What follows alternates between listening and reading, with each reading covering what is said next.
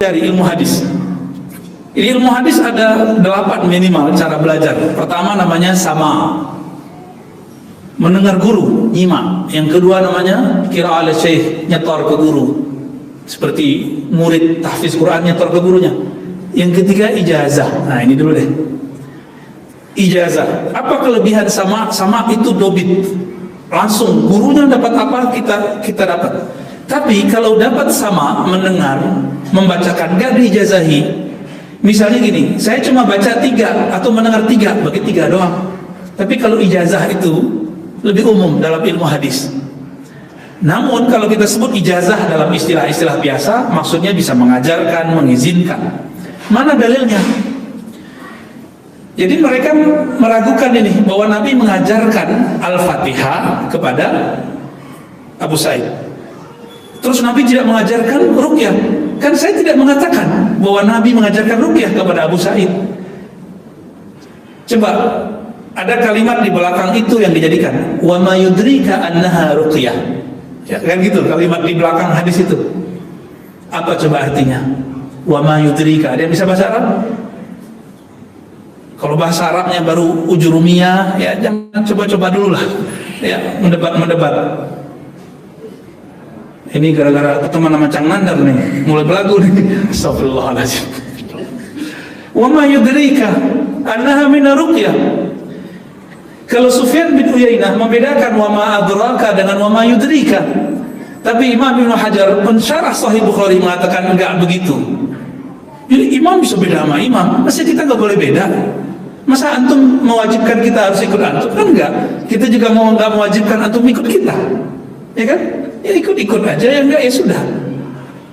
Apa kata Imam Ibnu Hajar? Makanya kalau baca hadis wajib baca syarah. Wajib baca syarah. Syarah yang terbaik untuk Sahih Bukhari karya siapa? Al-Imam Ibnu Hajar Al-Asqalani, kitabnya Fathul Bari, kita kasih unjuk. Buka nanti beberapa bab. Ada Kitabul Ijarah tentang bertarif dalam ruqyah. Ini bukan bela antum yang bertarif juga, ya. Jangan GR dulu. Ya, bukan mau memperkuat antum yang meruqyah bertarif. Tunggu dulu. Saya bukan praktisi ruqyah, walaupun saya dapat ijazah ruqyah banyak.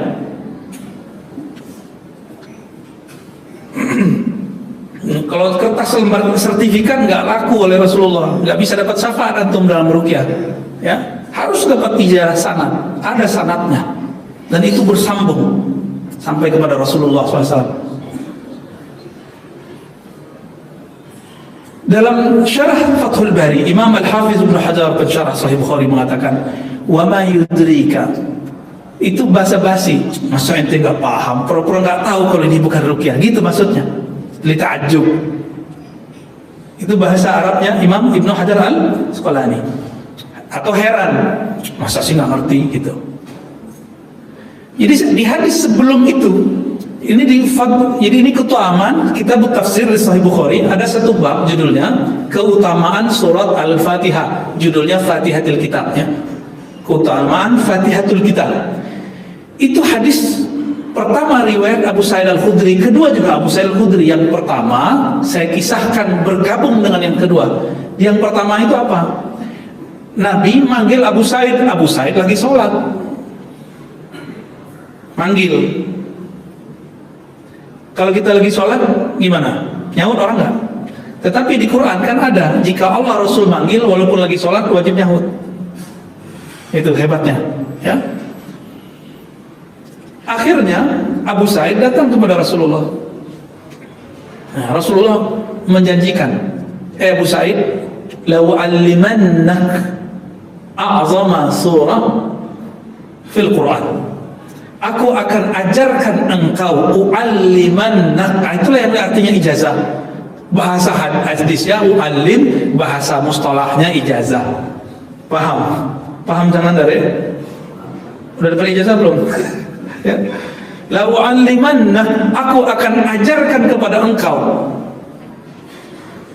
ayat terbaik di dalam Al-Quran. Kalau di riwayat Abu Hurairah, aku ajarkan engkau, atau inilah Al-Fatihah, surat yang lebih afdal dari surat mana saja, dan tidak ada di Injil, tidak ada di Taurat. Beda-beda tipis. Itu tadi Abu Hurairah, Abu Sa'id Al-Khudri. Sekarang tekniknya dari mana? Berani nggak Abu Sa'id Al-Khudri bikin teknik sendiri? Nggak berani, maka dia ditakrir sama Nabi nanti. Antum kalau baca Fatihah sambil napas atau tahan napas? Tahan napas. Serius? Ayo sambil napas baca. Bisa nggak? Nah, paham nggak? Ketika beliau baca Al-Quran, nafasnya ditahan kan? Itu maksud kita. Setiap orang baca ayat, satu ayat tahan napas nggak? Ahli hadis, kalau antum ngerti ilmu ijazah, ada namanya musalsalat bil Fatihah. Musalsal, menirukan cara guru, cara Nabi dalam baca Fatihah. Walaupun musalsal ini bagi sebagian ahli hadis dhaif, tapi karena dia dhabit, ditirukan modelnya, bagi ulama Quran itu sahih. Karena sanad Quran sama sanad hadis agak sedikit beda standar. Bagaimana caranya di situ? Antum mesti kaget. Karena mereka sekarang mengharamkan metode ini. Baca Fatihah satu napas, ada itu dalilnya. Dulu Said Agil Al-Munawwar, guru saya. Bukan Said Agil Sirat ya. Said Agil Al-Munawwar. Beliau ini Masya Allah, hafal kitab, Masya Allah. Hafal tahun wafat ulama, Masya Allah. S1 di Madinah, S2, S3 di Mekah. Itu dia gak sesat juga sama mereka. Kalau sholat di salah satu tempat gurunya, sholat 20 rakaat tarawih, itu satu napas, tapi bersih bacaannya. Enggak buru-buru.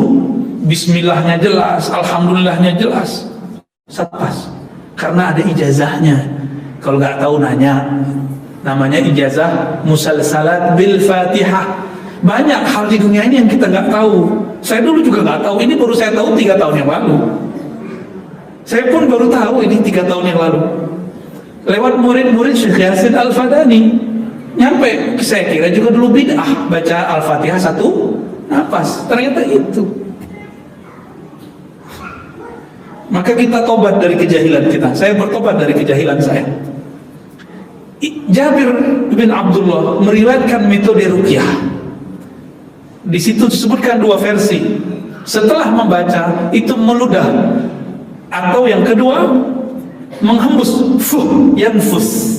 Ini beda ruqyah dengan zikir doa. Zikir doa enggak ada fuhnya. Fuh itu napas bukan? Napas bukan? Serius? Berarti ruqyahnya sahabat Nabi pakai tahan napas nggak? Kalau ngeluarin napas pakai tahan napas nggak sebelumnya? Gitu ilmunya. Berarti sahabat Nabi mempraktekkan tahan napas nggak? Hah? Saya mau ngeluarin bisa nggak tanpa ada nafas di dalam yang ditahan? Nggak mungkin, harus ditahan dulu. Baca doa baru. Begitu Pak, itu yang disebut ruqyah. Kalau enggak doa namanya, kalau enggak zikir namanya.